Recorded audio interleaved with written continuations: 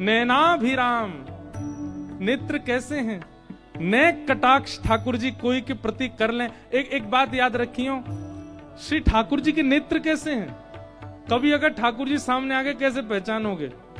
जिनके नेत्रन को ये अंतिम छोड़ ने कानन की तरफ ज्यादा जा रहे हो, समझ जाइयो ठाकुर जी हैं। जिनके नेत्रन को ये अंतिम छोड़ पीछे तक खिंचो जा रहे हो। और सुनो, क्षमा मांगते भय, भारत के पड़ोस में एक देश है, वहां के लोगन के भी आंख ऐसे जामे, उन्हें मत सोच लियो पर उनकी आंख तो छोटी छोटी है जाए, पर ठाकुर जी के तो कमल जैसे दल हैं, बड़े बड़े नेत्र हैं। और बड़े बड़े नेत्रन में भी जो ये कटाक्ष हैं, ये ऐसे पीछे की ओर जा रहे हैं। हमारे श्री जी बाबा को देखो, गिरधर लाल जी के तो कैसे नेत्र ऐसे पीछे को जामे, यही को कह रहे हैं। नैनाभिराम बंक मुस्कान, नैनाभिराम बंक मुस्कान, पूरे नाय मुस्का रहे हैं, हमारी तरह पूरे पूरे नहीं खिलखिला रहे हैं, केवल आधे मुख से ही हंस रहे हैं। बंक मुस्कान, टेढ़ी सी मुस्कान है। और बोह मरोड़ लजावत काम, बोह मरोड़, एक कला है ठाकुर जी की। हर व्यक्ति की दोनों बोहों एक संग ऊपर जामे, पर हमारे लाल जी की एक ही बोह ऊपर जावे, एक बार में एक ही जावे। और वो जब नीचे आवे तब दूसरी ऊपर जावे, ऐसे बोह मटका में अपनी। और जैसे ही ठाकुर जी अपनी बोह ऊपर करें, पूरे विश्व को अपने ऊपर आसक्त करवे वारो कामदेव वही समय मूर्छित दे के गिर जाए ठाकुर जी के रूप पे। ये सब स्नान करते करते आ रहे भाव। नैनाभिराम बंक मुस्कान, नैनाभिराम बंक मुस्कान, बोह मरोड़ लजावत काम, बोह मरोड़ लजावत काम, लीला प्रेम निधान, यही तो है मेरे सुंदर श्याम। लीला प्रेम निधान, यही तो है मेरे सुंदर श्याम। ये देखो श्याम, वो देखो श्याम, यही तो है मेरे जीवन प्राण। ये देखो श्याम, ये देखो श्याम, यही तो है मेरे सुंदर श्याम। ये देखो श्याम, वो देखो श्याम, ये देखो श्याम, यही तो है मेरे जीवन प्राण, यही तो है मेरे जीवन प्राण। ये देखो श्याम, आज श्री जी बाबा के दर्शन करवे जाओ, उनके सामने ही गाने लगी हूं। ये देखो श्याम, ये देखो श्याम, यही तो है मेरे जीवन प्राण। ये देखो श्याम, ये देखो श्याम, यही तो है मेरे। और फिर शाम को गिरधर लाल जी को जब निहारो उत्सव में आके, तब भी गई हूं। ये देखो श्याम, ये देखो श्याम, यही तो है मेरे जीवन प्राण। ये देखो श्याम, ये देखो श्याम, यही तो है मेरे।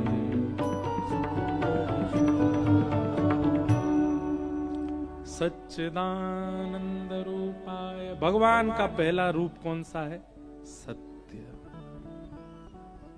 और सत्य रूप का जब आप दर्शन करेंगे तब ऐसी स्थिति हो जाएगी जो अभी हम सुन रहे हैं, चित्रा सखी की स्थिति, कृष्णदास जी की स्थिति, उस नृत्यांगना की स्थिति, सूरदास की स्थिति। अगर असद रूप का दर्शन, असद रूप ही चित्त में विराजमान है तो अपने आर्त समझ आएंगे ठाकुर जी के आगे जाके, अपनी पीड़ा याद आएगी, पारिवारिक पीड़ाएं याद आएंगी ठाकुर जी के सन्मुख जाके। पर ठाकुर जी अगर सत्य रूप में विराजमान हो गए होंगे तो ठाकुर जी के सन्मुख जाते ही यही तो है मेरे जीवन, बाकी सब भूल जाओगे। और सत्य स्वरूप चित्त में विराजेगा कैसे?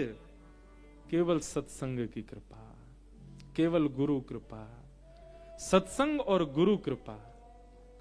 हम आपसे स्पष्ट कह रहे हैं, भजन बल, तप बल, व्रत बल, परिक्रमाओं का बल, इन सब बलों से कई गुना ऊपर है सत्संग का बल। आप सत्संग नित्य किया करो। हम कुछ नहीं करते, हम ज्यादा नियम नहीं है हमारे, पर एक ठाकुर जी कृपा है कि नित्य सत्संग हो रहा है। इस सत्संग से ही बहुत कुछ अनुभव हो जाता है जीवन में। हम औरों की क्या आपको बताएं कि इससे ये होगा, इससे, सत्संग से सब कुछ संभव है। तो सत्य स्वरूप का यदि दर्शन करना है, सत्संग करो, नित्य कथा सुनो। और देखिए, एक आध दो कथा सुनकर के आप व्याकुल हो जाते हो, ठाकुर जी कृपा क्यों नहीं कर रहे, हम पिछले 6 महीना से खूब कथा सुन रहे हैं, खूब सेवा कर रहे हैं, खूब नाम जप। अरे समय दीजिए, इतनी तीव्रता, इतनी जल्दी क्यों है आपको?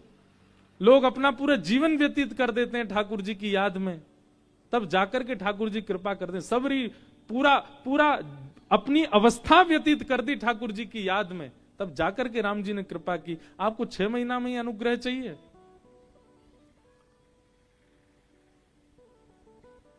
श्रम आप करो, फल ठाकुर जी पर छोड़ो। जब आपकी इच्छा हो ठाकुर जी दे देंगे। सत्य। ठाकुर जी का दूसरा रूप क्या है? चैतन्य। क्या है? चैतन्य। ठाकुर जी चैतन्य है। उनके प्रति जड़ भाव कभी मत रखो। एक प्रकार से यह भी है कि सत भाव में स्थिति तभी बनेगी जब दूसरा भाव आपके चित्त में होगा। क्या? चैतन्य। अगर आपका चैतन्य भाव है तो सत्य भाव अपने आप बन जाएगा।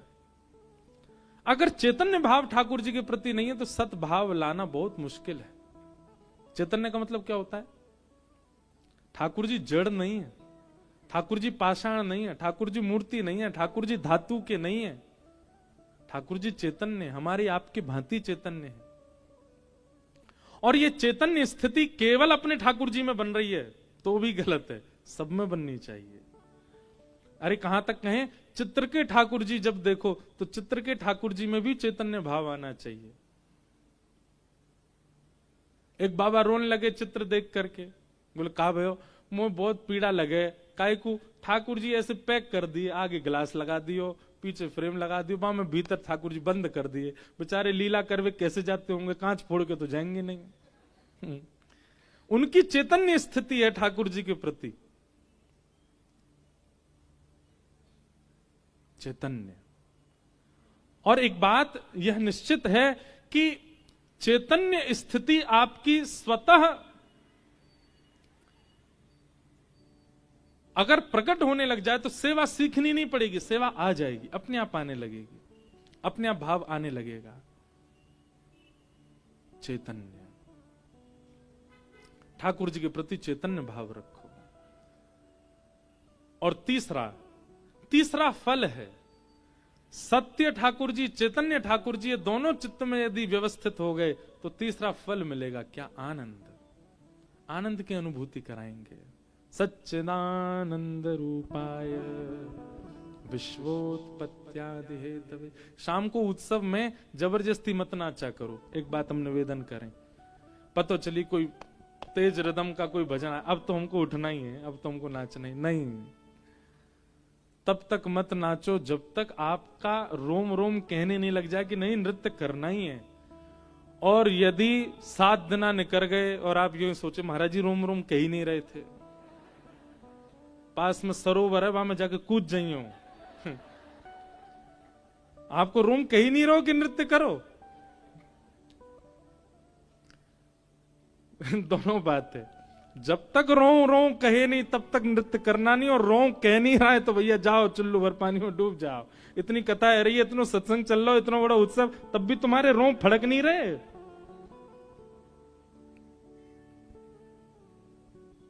आनंद, ये आनंद कब प्रकट होता है? जब सत्य और चैतन्य स्थिति ठाकुर जी के चित्त में आ जाती, तब आनंद। हमारे गुरुदेव कहते हैं सत्य परमात्मा को जिस दिन चैतन्य मानना प्रारंभ कर दोगे उसी दिन आनंद प्रकट होने लग जाएगा। सत्य परमात्मा को चैतन्य मानो, उसी दिन से आनंद। सच्चिदानंद रूपाय और विश्वोत्पत्त्यादि हेतवे, विश्व की उत्पत्ति पालन संहार के जो हेतु हैं। तापत्रय विनाशाय, 3 प्रकार के तापों का जो विनाश करते हैं। इस बात पर मैं बहुत जोर देता हूं कि ठाकुर जी शरणागतियों के कभी संकट दूर नहीं करते।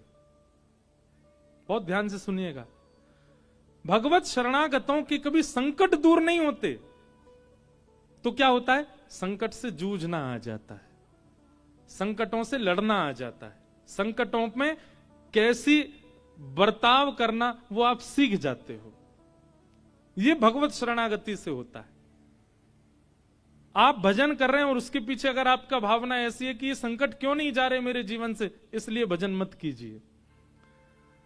भजन करने से संकट जो आते हैं उनको अब देखो, स्कूल पढ़ने जाते हो, टीचर पढ़ाते हैं।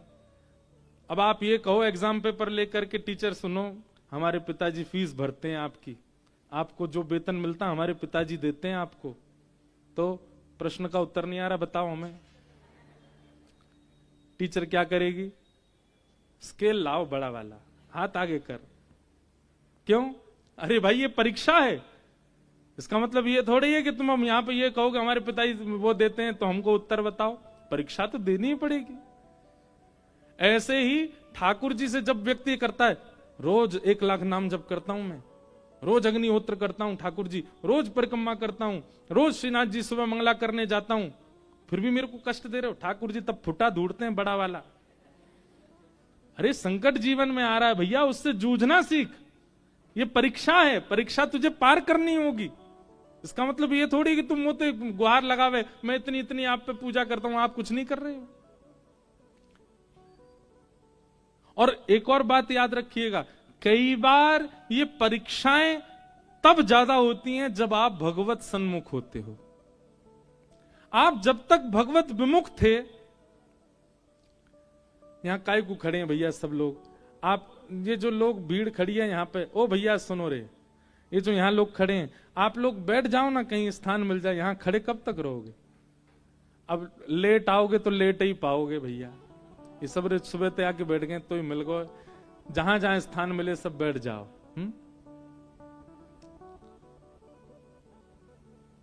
सच्चिदानंद, हाँ, तापत्रय विनाशाय। ठाकुर जी कष्ट दूर नहीं करते, ठाकुर जी कष्ट से जूझना सिखा देते हैं, कष्टों से लड़ना सिखा देते हैं, कष्ट का सामना परीक्षा देना सिखा देते हैं ठाकुर जी। ये ठाकुर जी का स्वरूप है, ये ठाकुर जी का स्वभाव है। तो आप श्रीजी बाबा के सन्मुख यदि हैं तो इसका मतलब है आप कष्टों से निवृत्त होना सीख जाओगे। कष्ट दूर नहीं होंगे, बुखार तो आएगा, खांसी तो होगी, संबंधों में दरार तो आएंगी, घर वाले आप पर अविश्वास तो करेंगे, पत्नी संदेह तो करेगी, पति के ऊपर शक तो बनेगा, बच्चे कहां नहीं मानेंगे। ये सब एक भक्त के जीवन में भी होगा। पर एक सामान्य संसारी व्यक्ति इन सब अवस्थाओं में जैसा व्यवहार करता है, भक्त का व्यवहार वैसा नहीं होगा। भक्त का व्यवहार सामान्य होगा, भक्त का व्यवहार भक्ति भाव वाला होगा।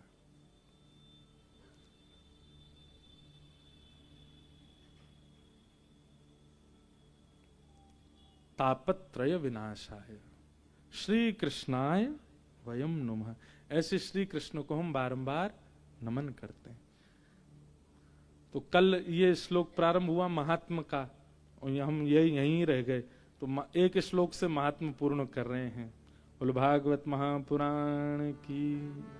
अब भागवत जी के प्रथम स्कंद में हम लोग प्रवेश कर रहे हैं। प्रथम